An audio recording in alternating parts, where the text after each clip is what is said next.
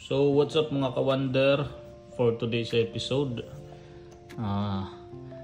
magpapalit tayo ng propeller natin kasi makikita nyo dito ka-wonder medyo nabakbak na siya kasi sa dinami-dami din nating or how many times na din tayo nagpalipad, syempre sumisingil na siya.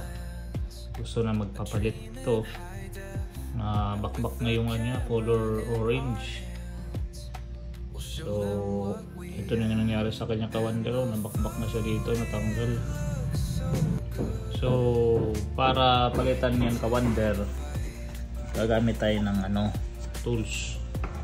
So pagbili natin ng drone natin, meron na siyang free na mga propellers.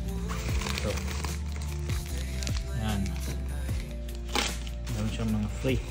Meron na rin siyang free na ito, yung screw, Phillips screw. Yun, ito. So para malaman, kasi titignan mo rin kung saan parte ng propeller yung papalitan. Example, ito meron siyang dito drawing. So yung papalitan natin is dito na part, nakaharap siya sa akin bandang right side.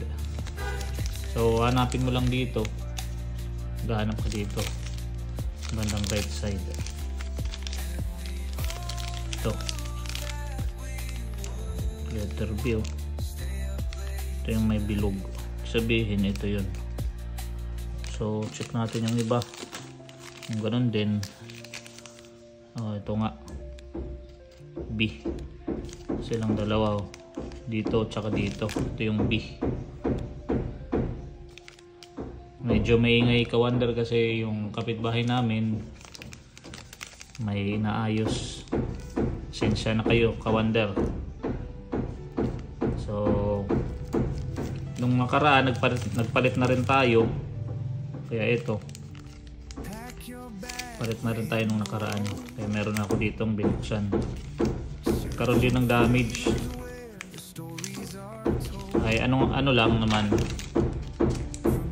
ito, para sa gilid, para siyang naanuhan, nakikita mo yung ka-wonder dito. So magpapalit tayo ngayon. So kada sachet pala meron siyang dalawang piraso na propeller. So ito na ka-wonder, papalitan na natin yung propeller. So para simulan, kunin natin yung screw. So ito, simple, madali lang naman ka-wonder.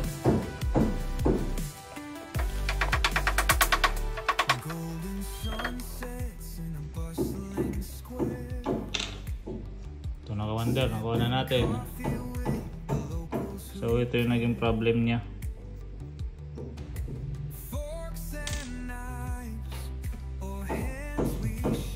Ito yung naging problem niya ka-wonder.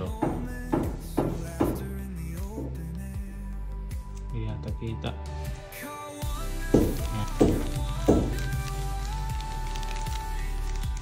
So huwag natin lakihan yung butas para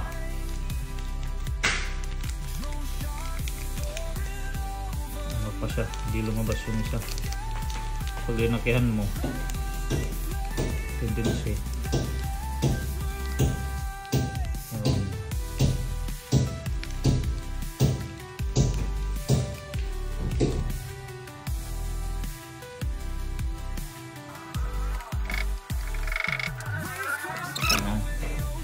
ito lang na hindi siya maluwag. Check na rin natin yung iba kung naigpit.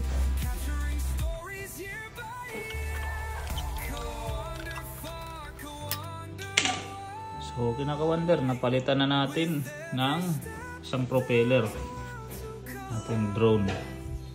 So yun lang ka-wonder, thank you for watching, follow for more.